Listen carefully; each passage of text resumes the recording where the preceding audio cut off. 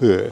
Nyt on taas jännittävä ulkomaanmatka luvassa, nimittäin tänään on se päivä, kun mun 2 suurta intohimon kohdetta autoelämässä kohtaa, nimittäin Ford Caprit ja sähköautot. Näin mä ainakin luulen. Mulle ei ole tarkalleen kerrottu, minkä uuden sähköauton julkistaminen meillä on, mutta Fordi kuitenkin, ja on annettu ymmärtää, että mun kannattaisi olla paikalla. Niin mä veikkaan, että nyt se on se Ford Capri. Ja nythän me ollaan menossa Lontooseen. Siellä on nyt tää julkistamistapahtuma.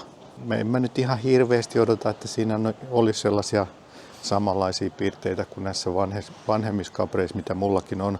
Mutta jotain varmaan sieltä löytyy samaa. Caprillehan oli ykköskoppaselle tunnusomaisia piirteitä se pitkä konepelti, sitten sellainen jääkiekkomailla siinä kyljessä, sellainen muoto pokattu siihen kylkeen.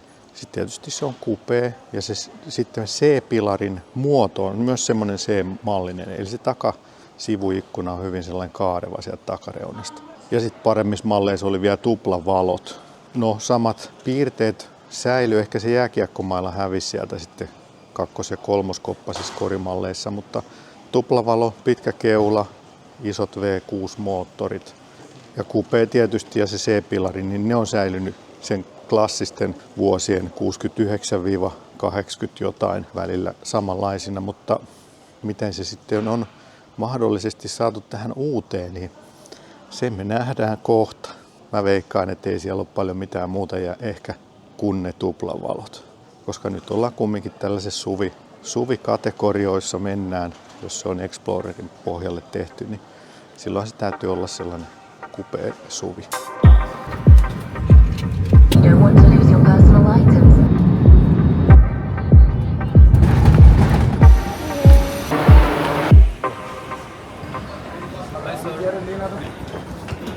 Hello.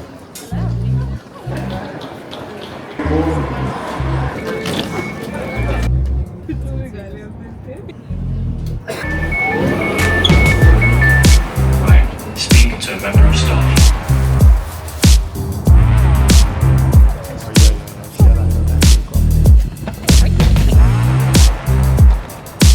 Mikäs se täällä? Kyllä toi nyt on aika vahva merkki, että kyllä varmaan on Caprista kyse. Vakuutukset kesäautoille, käyttöautoille, lapsille, kodille ja kaikille muulle tärkeälle osoitteesta pohjantähti.fi/Keski-Suomi.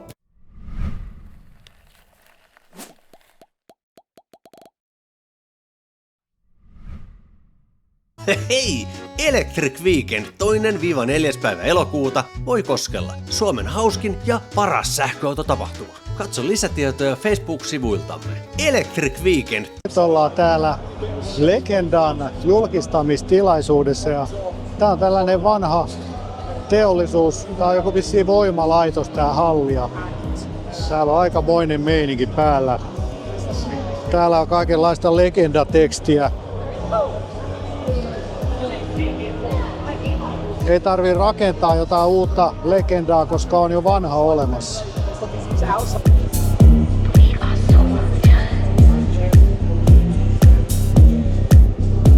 Joo, täällä on näköjään laitettu esille tällaisia konseptimalleja tai suunnitelmia, miltä Capri olisi näyttänyt eri vuosikymmenillä. Toi 86 Intercooler. Siinä on vähän haettu tuosta sukkulasta fiiliksiä. Sitten on ysäri.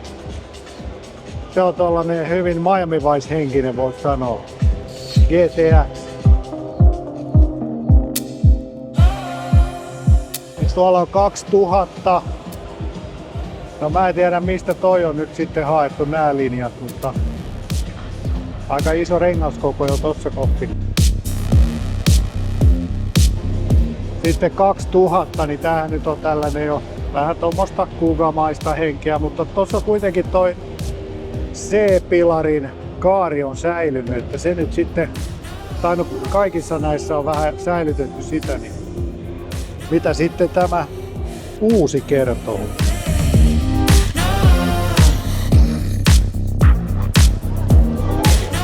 Joo, sinne me ollaan menossa, mutta vielä on ovet kiinni tuolla.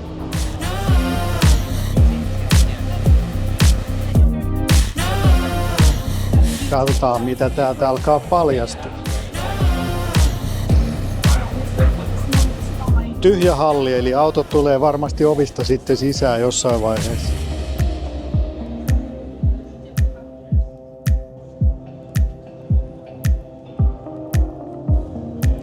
Turvamiehiä on täällä.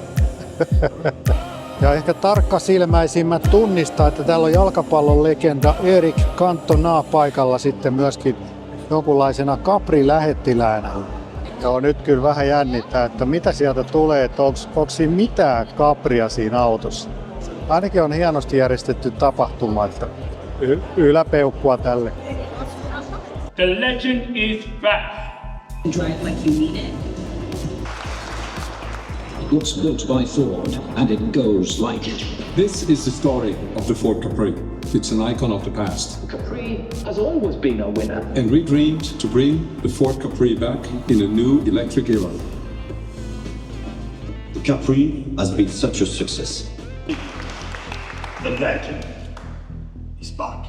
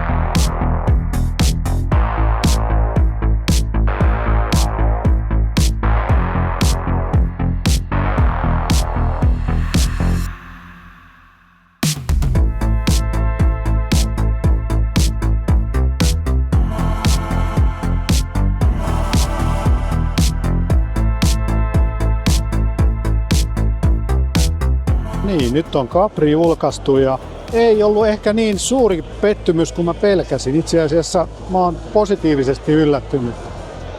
Täällä on kuitenkin aika paljon saatu samanlaista, niin kuin Mark kolmosessa on tällainen tumma maskia.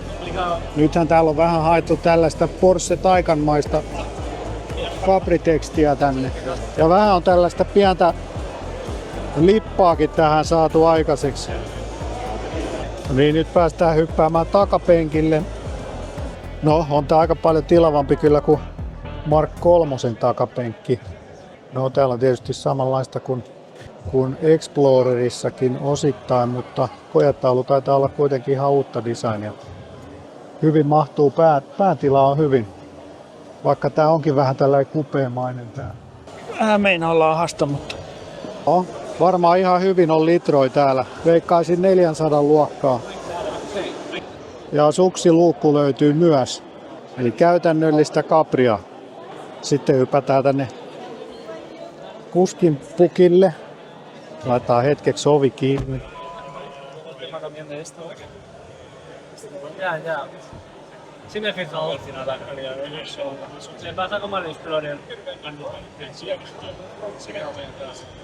Ihan mukavan näköistä. Muovia löytyy vähän ja kangasta ja tää kuin soundbaari tässä. Sitten mennään kattoo keulaa. Tää on kyllä aika monen ryysis. Tuplavalot löytyy, se on hyvä. Konepeltiä on selvästi yritetty nyt venyttää kaikin mahdollisin keinoin. Tällä osalla on selvästi yritetty venyttää sit konepeltiä. Mut vähän samaa henkeä kuin Mark kolmosessakin, niin tää musta maski, vaikka tässä nyt ei mitään maskia olekaan.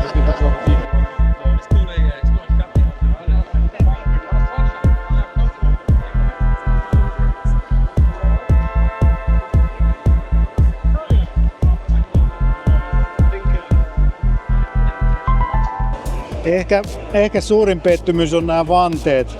Näin se ei ole kyllä mitään retroa. Ja aika tällaiset tylsän näköiset muutenkin.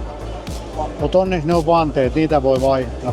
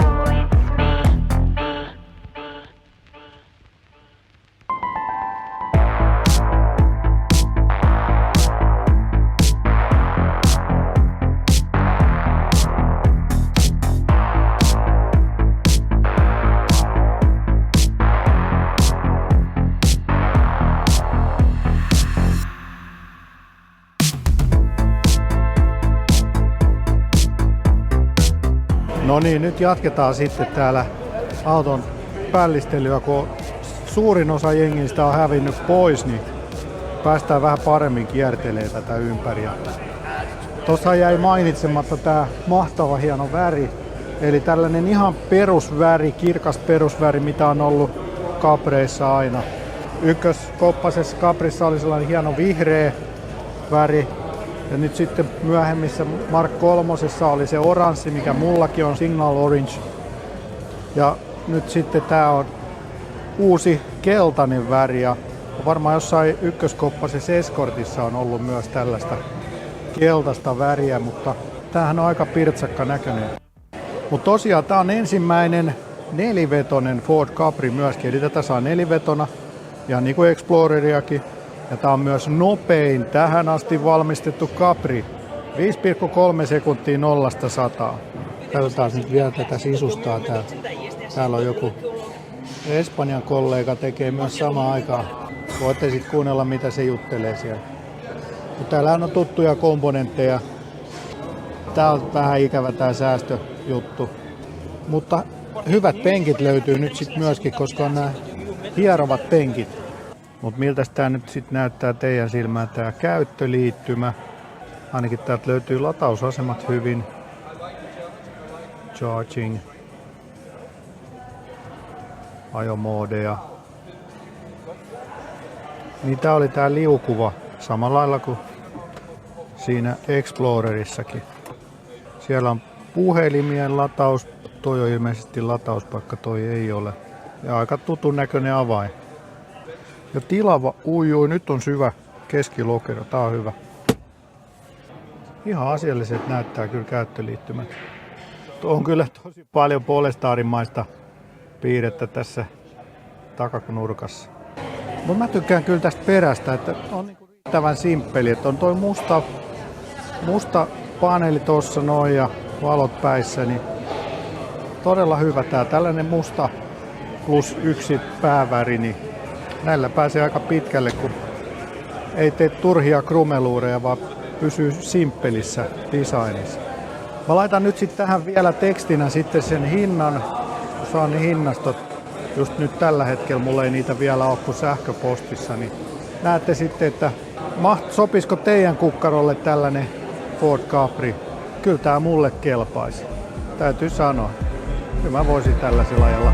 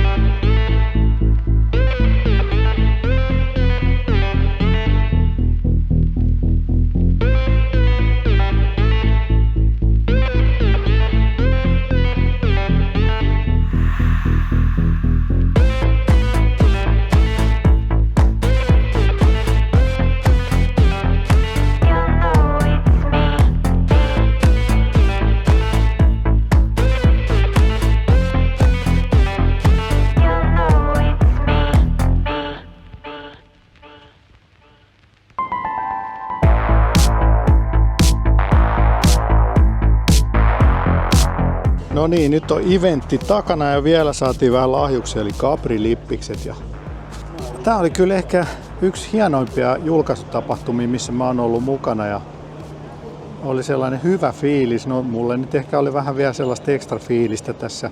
Oli sen verran tunnetta mukana tässä autossa, mutta oli muutenkin hyvin järjestetty tällaisia kuin olisi kaikki. Niin. Mut mitä hittoa toi kili tekee täällä?